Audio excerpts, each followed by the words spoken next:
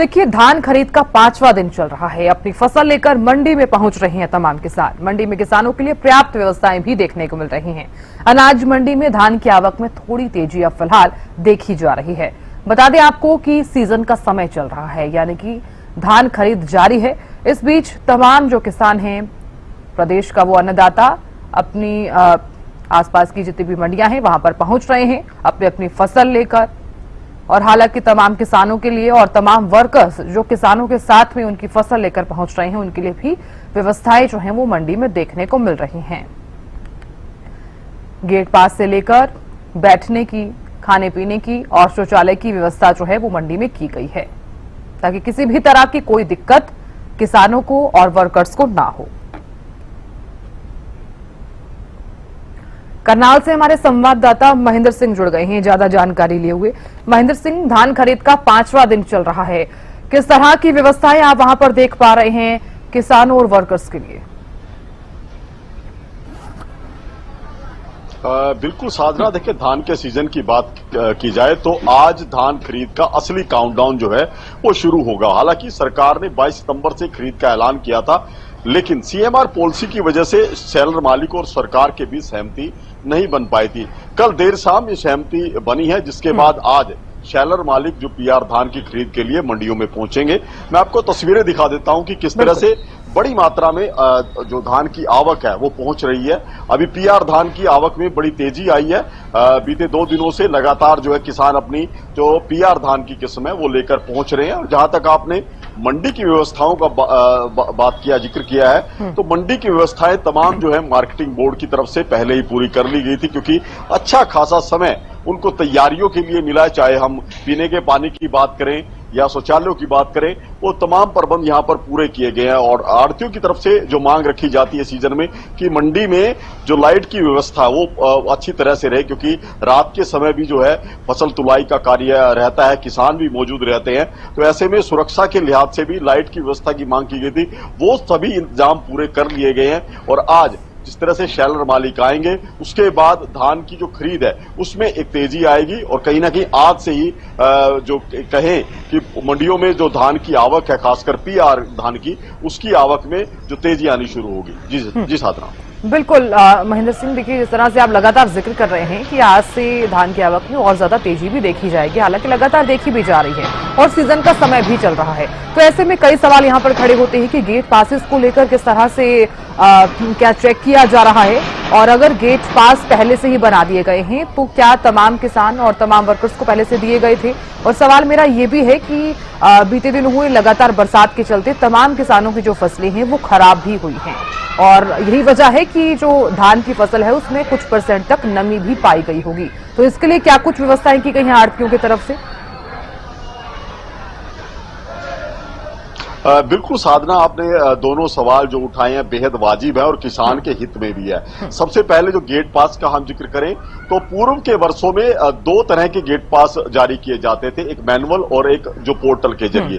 लेकिन इस बार जो है मंडी की व्यवस्थाओं में बड़ा बदलाव किया गया है कि सिर्फ ऑनलाइन जो गेट पास ही जारी होंगे, लेकिन उसमें किसानों को एक विकल्प दिया गया है कि जो किसान अपने मोबाइल से जो उनका पोर्टल पर रजिस्टर्ड है वो घर बैठे ही अपनी गेट पास जो है फसल का जनरेट कर सकता है। यानी कि घर से ही वो गेट पास लेकर आएगा, मंडी में अपनी फसल को वेरीफाई कराएगा और अपनी फसल बेच सकेगा।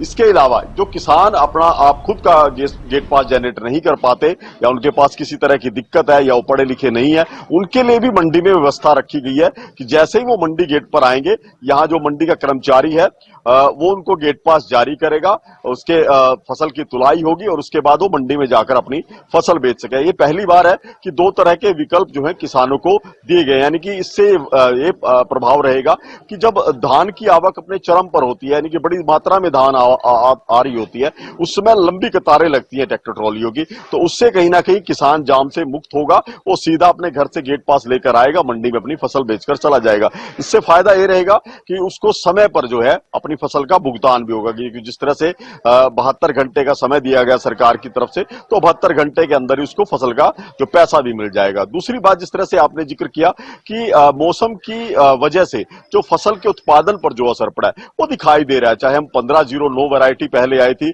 उसके उत्पादन में 20 से 25% की कमी थी और अब PR धान आनी शुरू हुई है। इसके उत्पादन में 15 से 20% की कमी जो है मौसम की मार की वजह से दिखाई दे रही है। हालांकि ये जो पैदावार का जो आंकड़ा जो कम हुआ है वो भी अलग अलग वैरायटी के हिसाब से कम ज्यादा होता हुआ दिखाई दे रहा है। जहां तक हम PR 26 की बात करें, जो एक किस्म है, हाइब्रिड किस्म है धान की, उसके उत्पादन में ज्यादा कमी नहीं है, उसका उत्पादन बेहद बेहतर है। लेकिन PR 14 की जो वैरायटी है उसका उत्पादन कुछ कम दिखाई दे रहा है। उस बार उसकी गुणवत्ता भी प्रभावित हुई है।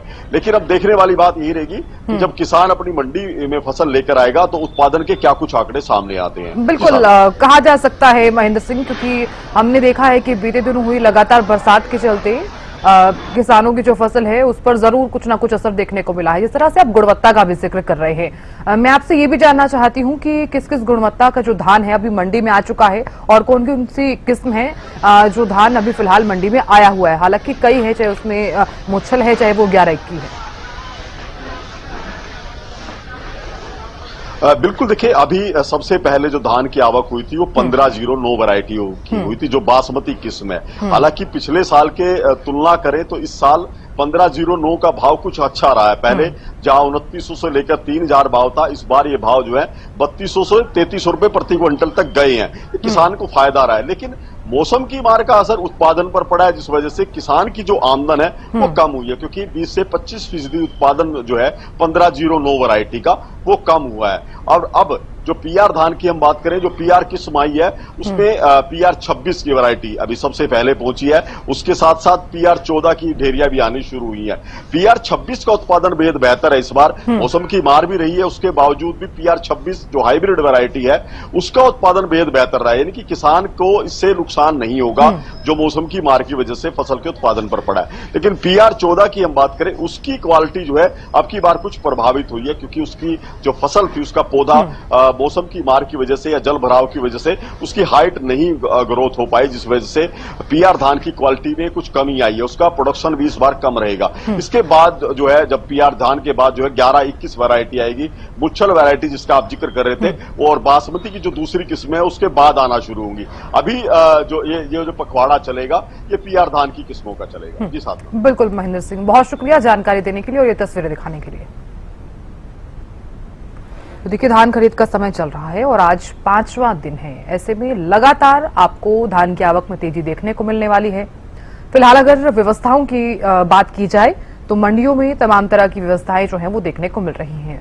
किसानों के लिए भी और वर्कर्स के लिए भी व्यवस्थाएं अच्छे तरीके से की गई हैं।